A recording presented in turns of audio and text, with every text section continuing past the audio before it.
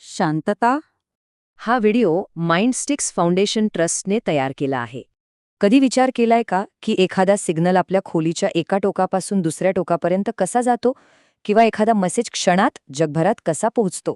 या सगळ्यामागे काही अदृश्य इंजिनियर्स किंवा शिल्पकार आहेत जे हे सगळं शक्य करतात. तर मग चला, या नेटवर्कच्या जादूमागचं पहिलं रहस्य उलगडूया. सगळ्यात मोठी अडचण काय असते माहितीये? सिग्नल जसजसा पुढे जातो तसतसा तो कमजोर म्हणजे वीक होत जातो. हे बघा, हीच ती मूळ समस्या आहे. आपला आवाज जसा लांब गेल्यावर हळूहळू कमी होतो ना, अगदी तसंच सिग्नलचंही होतं. तो जितका लांब जातो तितका कमजोर होत जातो. यालाच टेक्निकल भाषेत अटेन्युएशन असं म्हणतात. चित्रात वरच्या बाजूला दिसणारा सिग्नल कसा कमजोर झालाय ते बघा. आता यावर काहीतरी उपाय करायला हवा, बरोबर? आणि ह्या समस्येवर एक एकदम सोपा पण जबरदस्त उपाय आहे: रिपीटर. याला आपण सिग्नलची संजीवनी पण म्हणू शकतो. हे एक असं डिव्हाइस आहे जे कमजोर झालेल्या सिग्नलला पुन्हा ताकद देतं. जणू काही त्याला एक एनर्जी ड्रिंकच पाजलंय. सोप्या भाषेत सांगायचं तर हा एक सिग्नल बूस्टर आहे, जो सिग्नलला पुन्हा त्याच्या ओरिजिनल स्ट्रेंथमध्ये आणून पुढे पाठवतो. आता इथं फरक बघा. तोच कमजोर सिग्नल रिपीटरमधून गेल्यावर कसा पुन्हा एकदम फ्रेश आणि स्ट्रॉंग झालाय? खालच्या बाजूला जो रिजनरेटेड सिग्नल दिसतोय ना, तो हेच दाखवतो. याचमुळे वायफाय सिग्नल आपल्या घराच्या प्रत्येक कोपऱ्यात पोहोचू शकतो. कमाल आहे नाही का? ठीक आहे, सिग्नल तर आपण वाढवला, पण नेटवर्क जसजसं मोठं होतं तसतशी एक नवीन अडचण येते. ती म्हणजे गर्दी आणि गोंधळ. म्हणजे डेटाचा ट्रॅफिक जाम होतो. ह्या ट्रॅफिक जामवर उपाय म्हणून येतो ब्रिज. नावाप्रमाणेच हा दोन छोट्या नेटवर्कच्या भागांना जोडून एक मोठं नेटवर्क बनवतो. तो एखाद्या ट्रॅफिक पोलिसासारखं काम करतो, जो ठरवतो की कोणती माहिती कुठे जायला पाहिजे आणि कुठे नाही, ज्यामुळे उगाच होणारी गर्दी टाळली जाते. या चित्रात बघा, ब्रिज कसा दोन वेगवेगळ्या कम्प्युटर ग्रुप्सच्या मध्ये बसलाय.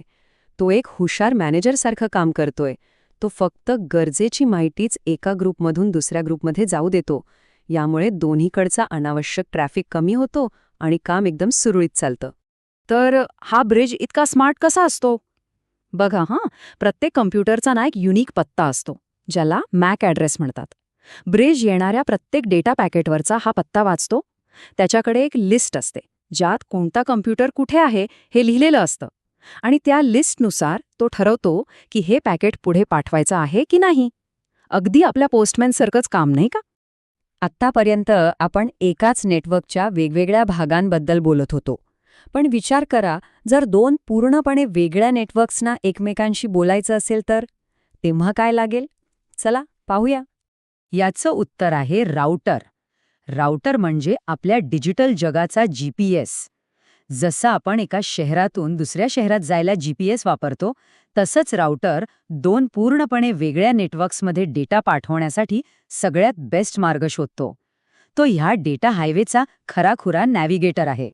ह्या चित्रात बघा, राउटर कसा दोन वेगवेगळ्या कम्प्युटरच्या जगाला जोडणारा एक मध्यस्थ बनला आहे. तो एक इंटरनॅशनल कुरिअर सेवेसारखा आहे, जो एका देशातून दुसऱ्या देशात अचूकपणे पार्सल पोचवतो.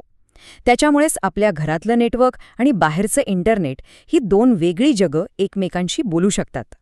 हो, मला माहितीये, ब्रिज आणि राउटरमध्ये नेहमीच कन्फ्युजन होतं. पण हे सोपं आहे. असं समजा, ब्रिज एकाच बिल्डिंगच्या दोन विंग्जना जोडतो आणि त्यासाठी प्रत्येक खोलीचा नंबर म्हणजे मॅक ॲड्रेस वापरतो. तर राउटर दोन वेगवेगळ्या शहरांना म्हणजे नेटवर्क्सना जोडतो आणि त्यासाठी शहराचा पिनकोड म्हणजे IP ॲड्रेस वापरतो. एक स्थानिक पातळीवर काम करतो तर दुसरा आंतरशहरी पातळीवर. राउटरची काही खास वैशिष्ट्ये आहेत. तो आपल्या घरातल्या नेटवर्कला म्हणजे लॅनला बाहेरच्या इंटरनेटच्या जगाशी म्हणजे WANशी जोडू शकतो. तो माहितीची पाकिटं म्हणजे IP पॅकेट्स योग्य पत्त्यावर पाठवतो. त्याच्याकडे एक नकाशा असतो, ज्याला राउटिंग टेबल म्हणतात, ज्यामुळे तो सगळ्यात चांगला आणि फास्ट मार्ग निवडू शकतो. इतकंच नाही तर तो नेटवर्कमधला अनावश्यक गोंगाट कमी करून शांतताही राखतो. आता एका शेवटच्या आणि सगळ्यात इंटरेस्टिंग परिस्थितीचा विचार करूया. समजा दोन नेटवर्क्स पूर्णपणे वेगळी आहेत.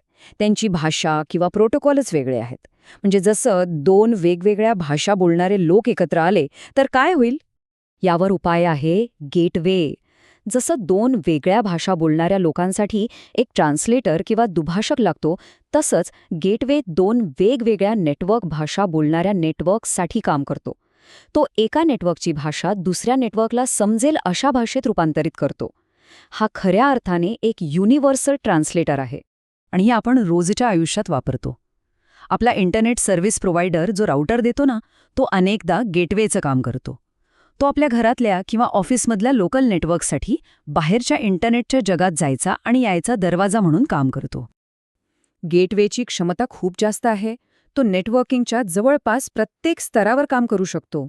तो फक्त पत्ता नाही, तर संपूर्ण डेटाची भाषाच बदलू शकतो. साहजिकच यामुळे तो जास्त चांगली सुरक्षा देतो. पण हो, इतकं सगळं महत्त्वाचं काम करायला थोडा वेळ लागतोच. त्यामुळे तो इतर उपकरणांपेक्षा थोडा हळू असू शकतो. जणू काही एक अतिशय काळजीपूर्वक काम करणारा हुशार ट्रान्सलेटर. चला, तर मग आत्तापर्यंत आपण जे काही पाहिलं ते सर्व एकत्र कसं काम करतं हे थोडक्यात बघूया आणि या नेटवर्कच्या मोठ्या चित्राला समजून घेऊया. तर या तक्त्यातून पटकन एक रिव्हिजन करूया. ब्रिज आहे लोकल ट्रॅफिक पोलीस, जो एकाच नेटवर्कमधली गर्दी कमी करतो. राउटर आहे इंटरसिटी हायवे मॅनेजर, जो दोन वेगवेगळ्या नेटवर्क्सना जोडतो.